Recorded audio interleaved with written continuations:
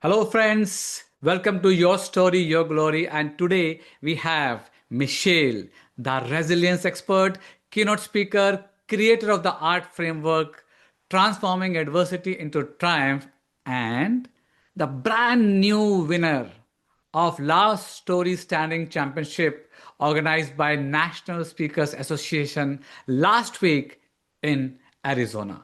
Michelle Hutchings-Medina is an inspirational speaker and a certified professional coach. Having survived both suicide loss and breast cancer, she's on a mission to help individuals, leaders, and organizations build resilience in a world where things can and do go wrong.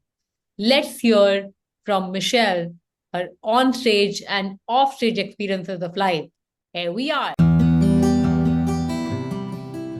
Here we are sitting with our brand new champion of Last Story Standing Championship 2025, organized by National Speakers Association. For knowledge of my audience, let me explain what exactly it is. This is a new championship that being launched by National Speakers Association in 2024, and Michelle is the second champion of Last Story Standing. We are more than 300 people participated all across the country. And let me tell you, I was also competing against her in the regionals, and she qualified for the finals. I saw her story, I was mesmerized listening to it, and I remember, honey, you will be remembering that I told you, and I told my wife also, that she is the one I'm sure going to take it. Let's welcome Michelle to Your Story, Your Glory. Thank you. Wonderful. Thank you. Welcome, Michelle. Welcome to Your Story, Your Glory. We are really, really grateful for you, for your time, for your presence here. And like you have been inspiring millions of people, you are an inspirational speaker, you are a certified professional coach. You have survived through different adversities in your life, and you're on a mission to help individuals, Yes. actually, not just individuals, but leaders and organizations build resilience in a world where things can and do go wrong. And Yes. while the world know all this and they see you speaking on the stage, we would really love to know who's Michelle. Wow. That's a big question to start out with. Well, the truth is I'm just like so many other people. There's nothing really, I don't think there's anything special really about me. I believe that we all have a story.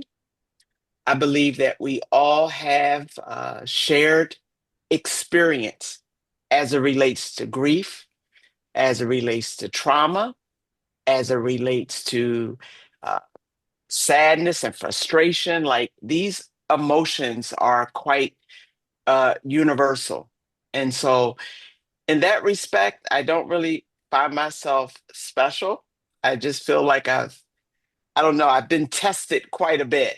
And, um, and those tests have allowed me the opportunity to strengthen and grow in ways that I would not have been able to grow without those adverse experiences.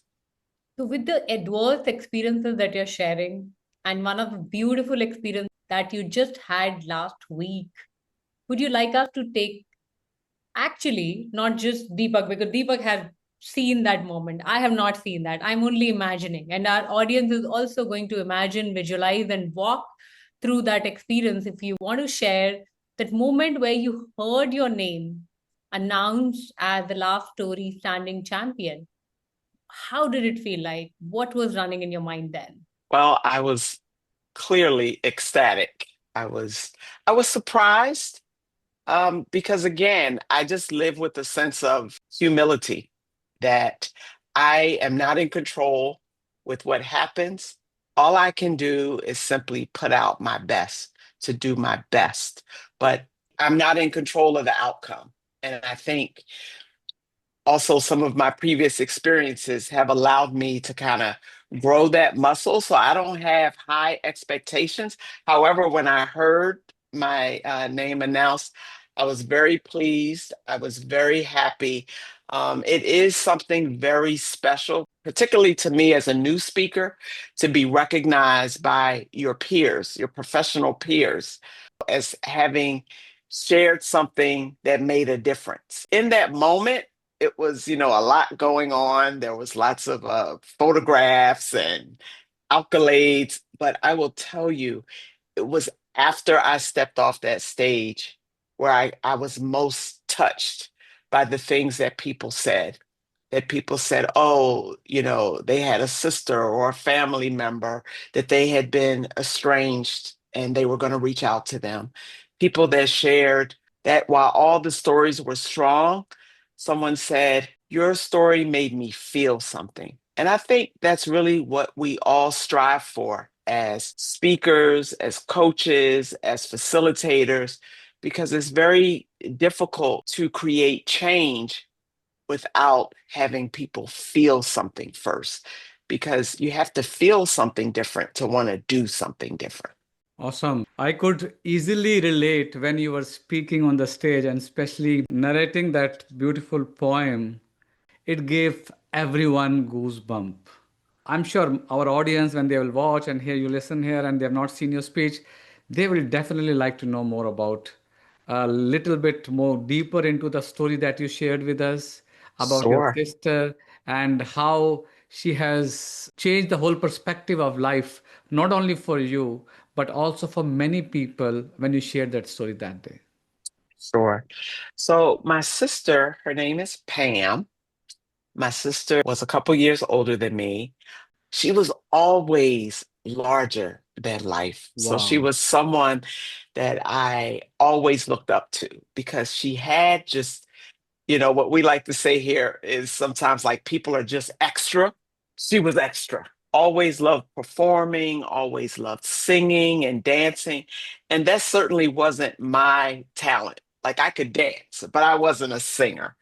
And my sister always had this great fashion sense. And even though she was just a couple years older than me, it seemed as if she had experienced so much of life that I had not experienced. I admired her and growing up how she was always pushing a little bit against the grain. But as we grew older, we began to separate because for various reasons, she left home before I did and moved away.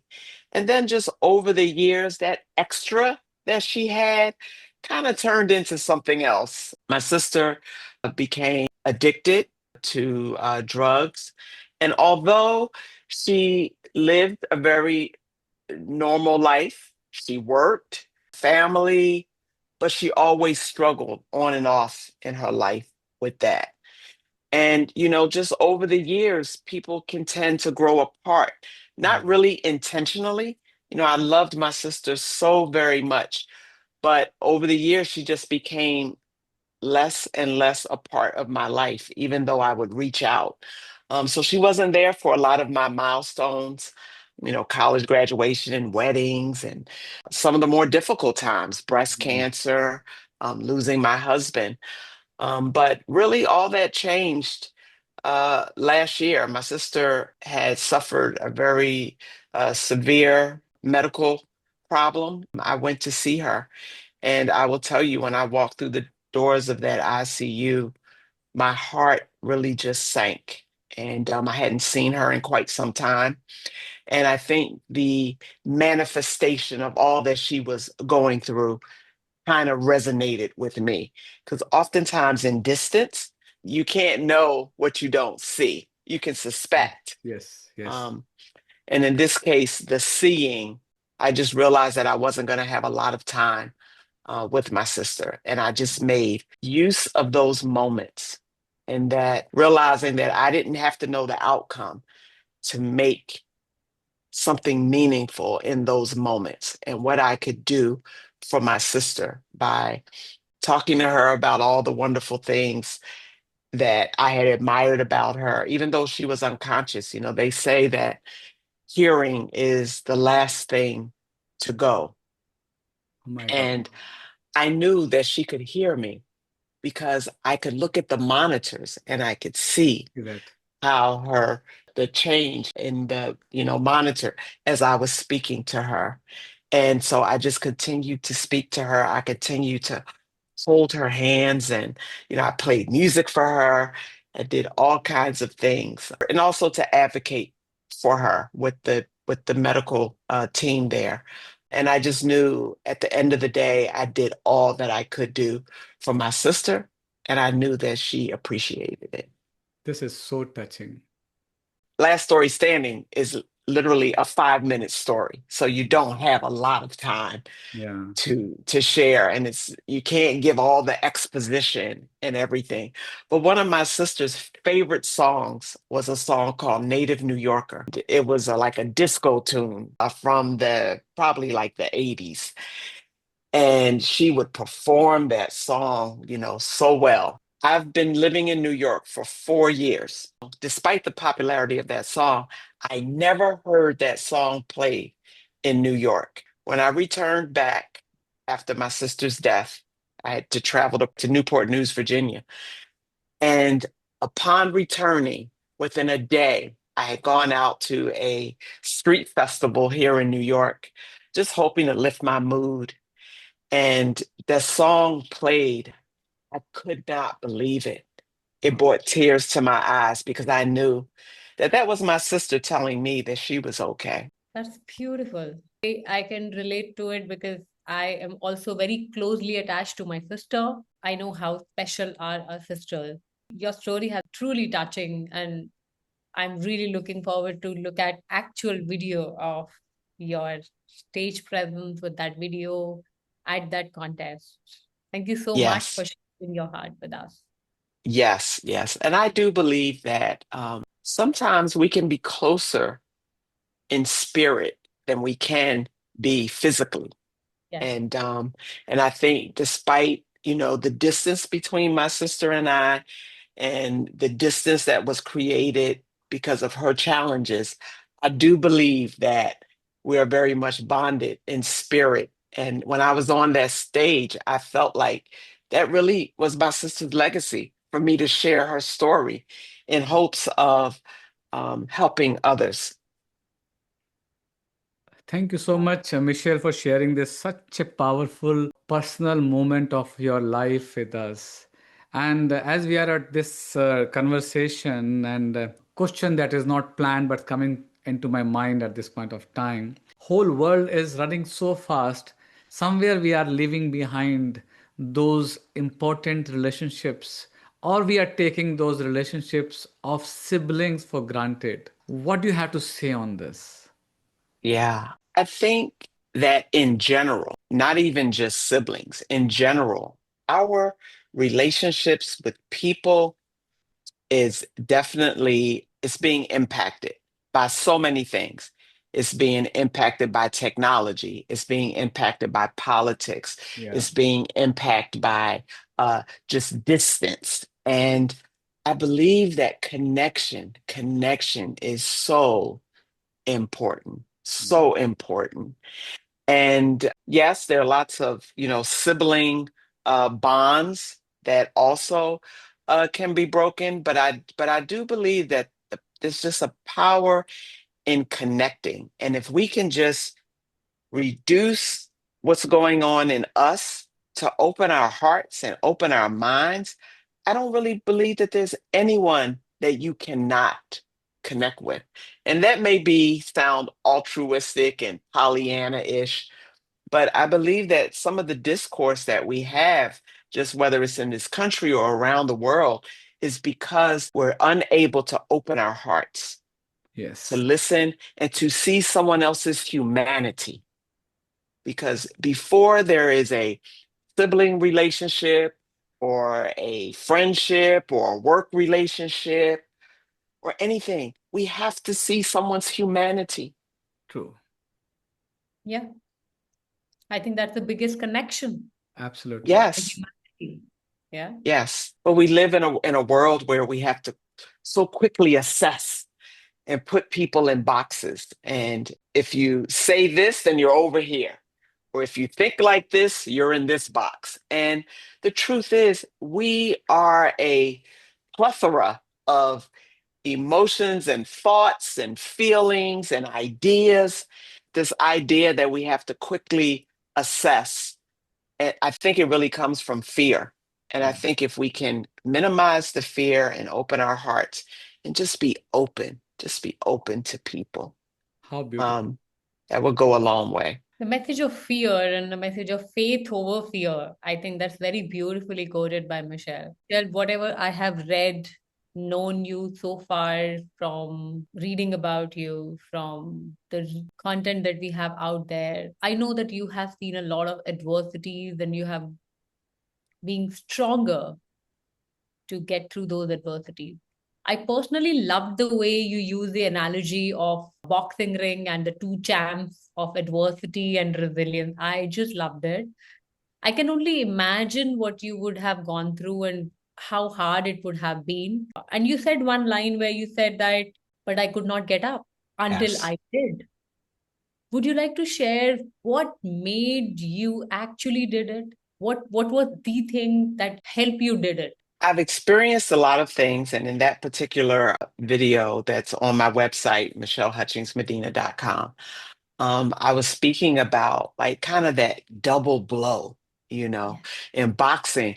It's often, we think about the knockout punch, but really sometimes it's just a number of punches that can take somebody out. And for me, those punches were my husband's death. I had been married for over 25 years and lost my husband to suicide. That was already devastating, tragic, like nothing I could have prepared for. And then within a year and a half after losing him, I was diagnosed with a very aggressive form of breast cancer, stage 3 triple negative breast cancer. And so, when you experience those kind of double whammies, yes, we're human. We fall down. We get knocked out. There are those moments, and those moments can be just a single moment, but sometimes it lasts a very long time where we're just trying to find our footing, trying to find the ground beneath us because things just happen in such a way that you wonder, like, this cannot be happening to me. Like, is there something wrong with me? Is the universe trying to punish me? But I think what always has helped me, that has never failed me, really is my faith. And I don't know it doesn't matter what you call it, but my belief in that there is something bigger and greater than me. And so as long as I have the belief in something bigger and greater than me, I don't have to necessarily figure it out. I need to get up and be open and available to what that greater thing has in store for me. And I think that's what allowed me to get up. And I had friends and I had family, I had lots of support as well. Being able to understand in myself that, yeah, this has happened to you, but a lot of other things have happened and you're okay. You're okay, despite what things look like. I'm breathing, I'm here, my mind is still here. I'm okay. Beautiful. Michelle, And you are awesome. yeah, You're no doubt about you're it. awesome. Yeah. What you just now said remind me of a very big statement that I heard many years back, that faith can pierce through the mountain of doubts anytime. And just now you said we have body, we are speaking, and I recently heard that when somebody asked a person, he said, "I believe there was a time when the time was not going right." He said, "Time is always right. If you are hands, if you are walking, if you are talking, if you can think, your time is right." Yes, yes. It's so easy to get into despair, Yeah. like deep despair. And we live in a society actually that kind of nurtures it in some respects. Do you know that we actually experience more tragedy in a day than what people experienced in a lifetime 25 years ago? because we are exposed to every manner of news and Yes, yes, yes. everything that's happening all across the globe. We didn't used to have, access to all that Never. information. But having that amount of access and, 24-hour news cycle, we are exposed to so much pain and Pain. tragedy, Yes. that it becomes easy to kind of Go down. stay in that. But that's when for me, I have to curate. I have to curate my news. I have to curate who I'm around. I have to curate um, all these things that could speak so much negativity, um, but still realizing that I am human and that I may be in a valley. But here's the reality. Know it when people's lives are changed. Like you very rarely hear people say, "Oh wow, my life totally changed after that trip to Hawaii." You know, nobody's saying that, right? Oh, I went to paradise. Oh, and my life was changed. No, Yeah. people change through adversity. Adversity. Yes. You're It's right. what molds us and grows us and stretches us. Like without that, it is very difficult to live at your fullest potential without having been challenged in some way. Thank you so much sharing this. Let's move to a little lighter part of your life. Uh, Absolutely. so, Michelle, when you're off stage, out of the spotlight, what Yes. does Michelle unfiltered look like on a Sunday morning? Oh my goodness. Michelle Unfiltered on a Sunday morning. I love pancakes. Oh, So I'm a pancake fan, despite recently being told that I have a allergy to wheat. Oh, so you can imagine like that dichotomy of I love pancakes, but I'm allergic to gluten. Okay. Um, this is some new revelation in my life, so I'm trying to weave through that. But I enjoy spending time out. I am a extrovert. I love people. Um, not not just and in New York, I've been in New York for 4 years. In New York, you could do a lot of people watching, but that doesn't satisfy me as much as engaging with people. So I've never met a stranger, just love talking to people.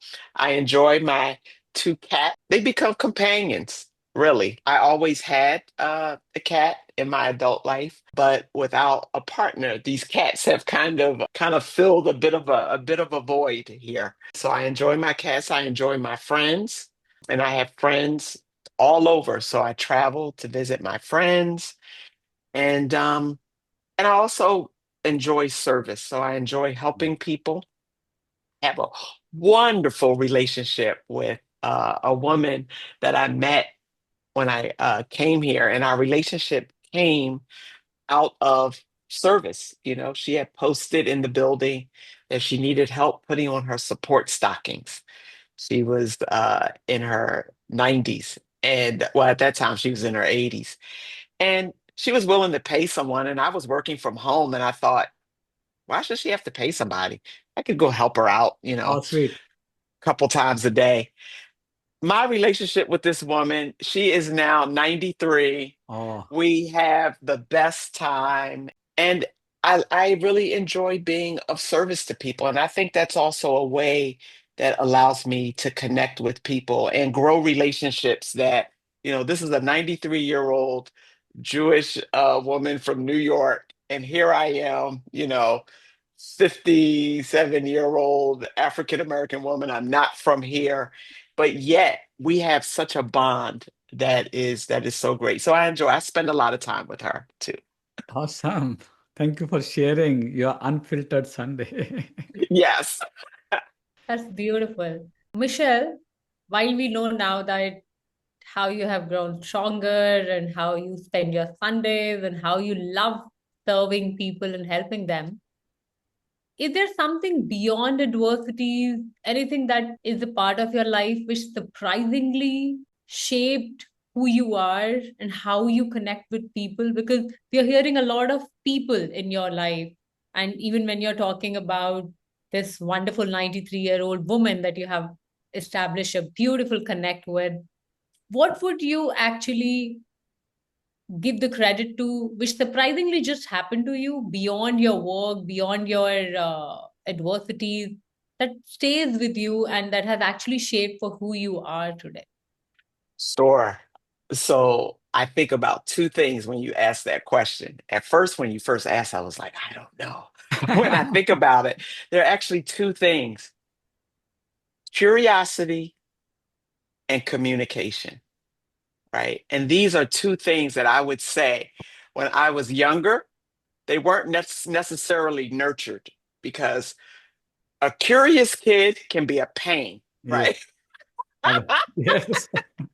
You And I always could, say. yes, I could be a pain to my mother, who was a single parent.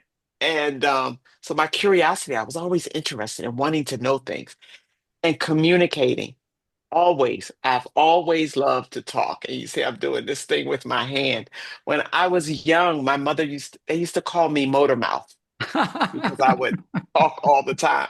So really, it is fascinating that it's not until being an adult woman in my 50s, going through adversity and all these things in life, that I truly begin to appreciate the things that are just in me, not things that I was taught, or think just these God-given traits.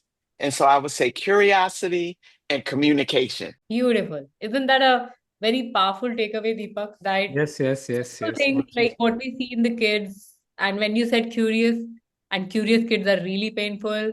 I have locked my door so that my nephew didn't doesn't ring in and like, what are you doing? And then he'll jump into the camera and like, okay, let me look who's there.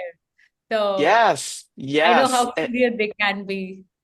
Yes. And, when you have parents, I think about my mom back then. She had three little girls, and she was a single parent trying to make things happen. So she did the best she could. But we know so much now about what we have to do to nurture, those traits and those things that we see in children, because I was called motor mouth, and I was told to be quiet a lot. And now look, I'm on, I just won an award through the National Speakers Association, right? Yes.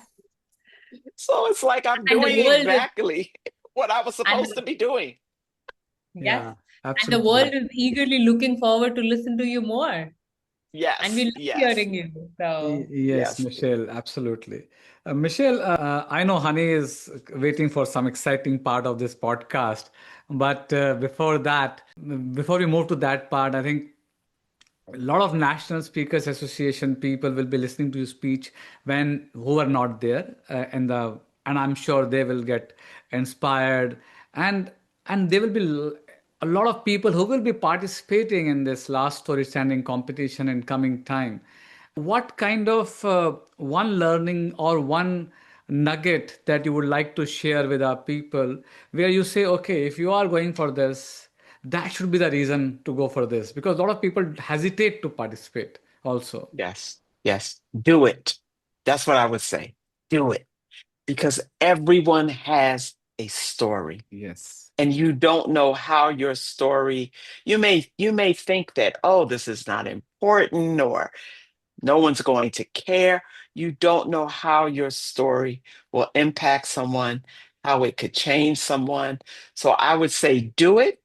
All three of the finalists, we were all first timers. We're Yes. new to NSA. We were first timers at Influence.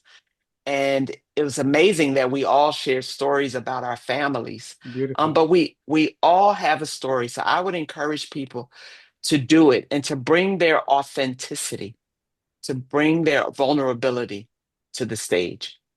Thank you so much for sharing. And that's true that real stories are from our real life. And Honey knows that Mark Brown has been mentoring both Honey and me many times. And he always talks about your stories don't have to be sensational, they have to be sincere.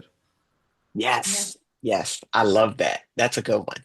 I'm Yeah. going to jot that one down. Yeah, that's a gem. That's a gem.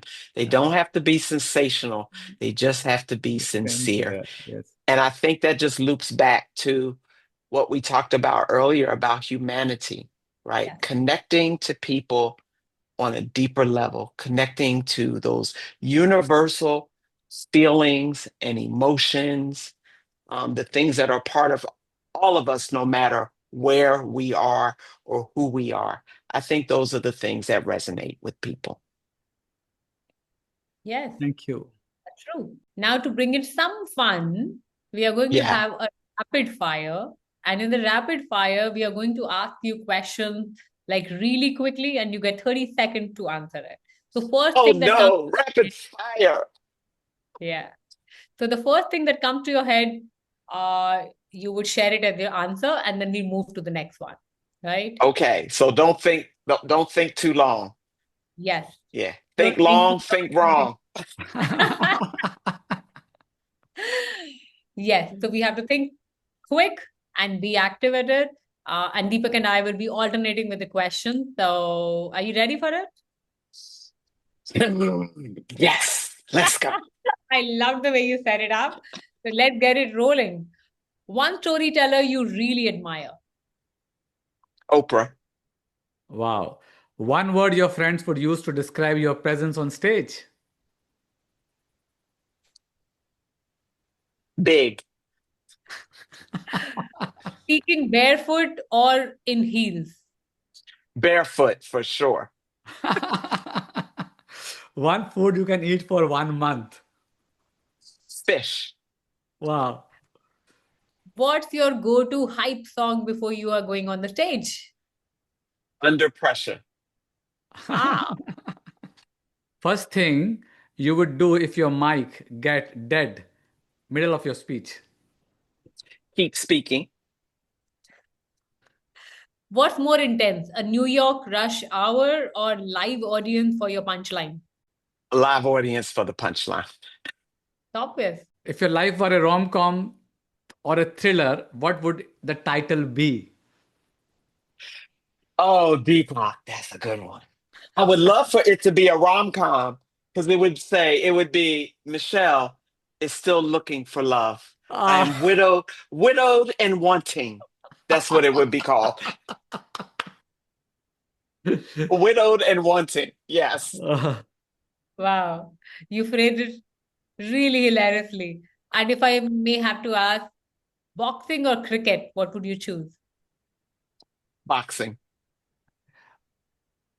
Okay. If you had to swap lives with one fictional character for a day, who would it be? Oh, goodness. One fictional character for a day. Goldilocks. Okay. Yes. Goldilocks and the bears and checking out all those beds. Yeah. Anything special that you feel about your cat? Like, what's one thing that you really admire about your cat? Oh my goodness. Is that they know how to relax and they know how to have fun and they know how to play. So they know how to play, they know how to relax, and they don't seem bothered by a lot. Right. So I Yeah. think I can learn a lot from my cats. And Awesome. they That's know the how to beautiful ask, thing. and they know how to ask for what they want. When they want attention, they just get on up here in the lap and, you know, snuggle and they know how to ask for what they want. Yes. Ain't it a beautiful life lesson, Deepak, that Yes. we should know how to relax, we should know how to get attention, we should know Absolutely. how to actually have fun. Yes. Yes. Don't think too Yes. much, get bothered about too much. Yes. Yes. Yes. I True. think True. there's a lot we can learn from cats. Yeah. Uh, while we are really grateful for your presence, Michelle, we have taken a lot of learning, and I'm very sure our audience is also going to learn a lot. And if Deepak allows, I want one thing just to do a closure of this podcast. Sure. We talk a lot about resilience, right? And you have been telling people about resilience across individuals, teams, and organizations. Sometimes I feel that this is a word which is making people overwhelmed as well. But if you have to simplify it and help our audience define it in very simple 3 words or in a simple statement of how do you practice it every day? what would your take be? I would say that resilience is about getting to the other side with more than you were before you entered the adversity. It's really it's not just getting to the other side, because really getting to the other side is just surviving. Okay. And so getting to the other side is one thing, but getting to the other side with some growth, some learning, having been stretched based on the experience. I think that is what true resilience is all about. That's very powerful. Every day we Yes. have to strive for that little extra, little stretch, little E- more.